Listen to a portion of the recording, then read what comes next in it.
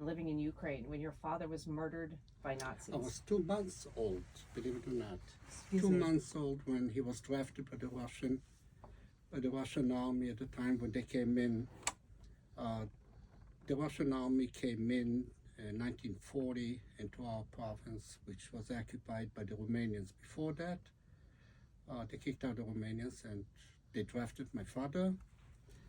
Um, after while he was on transport, military transport, they were attacked by German bombers, and my father didn't survive. That was when I was 2 months old. I'm sorry, so sorry to hear about that story. It is an important history. Melissa Williams, you work as a Holocaust educator, and Mr. Bendit is part of an increasingly, narrowing living connection to that terrible chapter in history. What does it mean to have someone capable of It's giving? incredible. We are so lucky to have him, and able to speak out in the public still.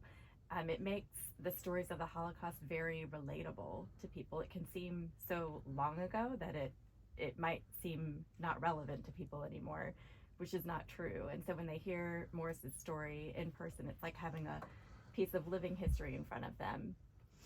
And there has been, a very unfortunate trend towards Holocaust skepticism, or outright denial. I think The Economist did a study that found 1 in every 5 Americans ages 18 to 29 believe that the Holocaust was a myth.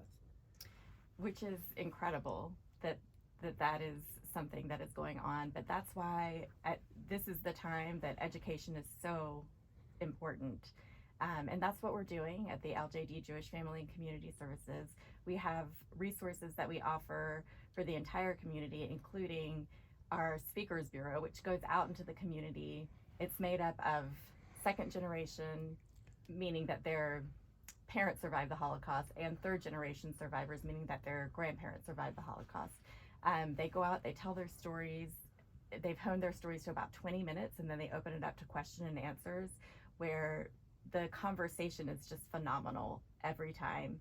And again, it makes it very relatable. And so I guess our goal, it would be to get to the community before the deniers do, so that they have always in the back of their heads what they've heard from these survivors. Adrianne, as director of this performance, does it harden your resolve to do a play like this? Or does it Intolerance and bigotry that we see makes it even more important to be doing a play like this, A Shayna Maidel, and also to make sure that as many people as possible get to actually see it. So there are public performances in St. Augustine and then Atlantic Beach, and there's also a school tour too.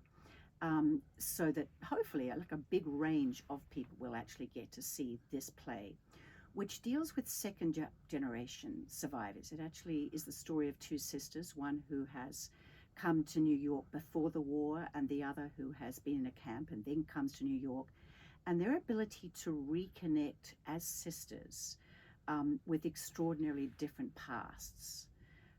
So I'm hopeful that a lot of people get the opportunity to actually see it. It's also been a really profound experience for the young people, some of them high school students, some of them professional actors who've been involved in this production.